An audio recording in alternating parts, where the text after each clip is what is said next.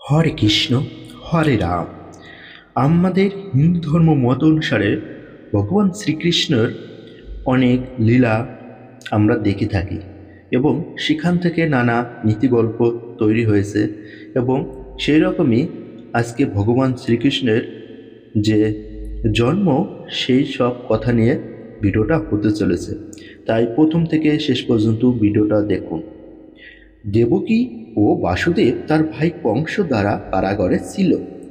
প্রতিবার যখন সে সন্তানের জন্ম দেয় তখন কংস নিজে এসে শুধু নিজের হাতে করে বাচ্চাকে মেরে ফেলত।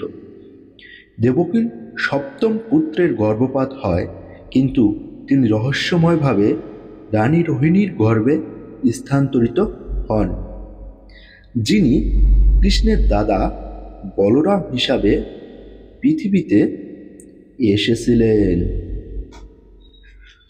মধ্যরাতে তাদের অষ্টম সন্তান পৃথিবীতে এসেছিল এবং কারাগারে জন্মগ্রহণ করেছিল।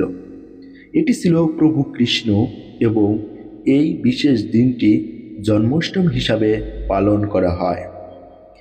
নীতি কথা: যদি কিছু ভালো হওয়ার হয় তা সব সময় হবে।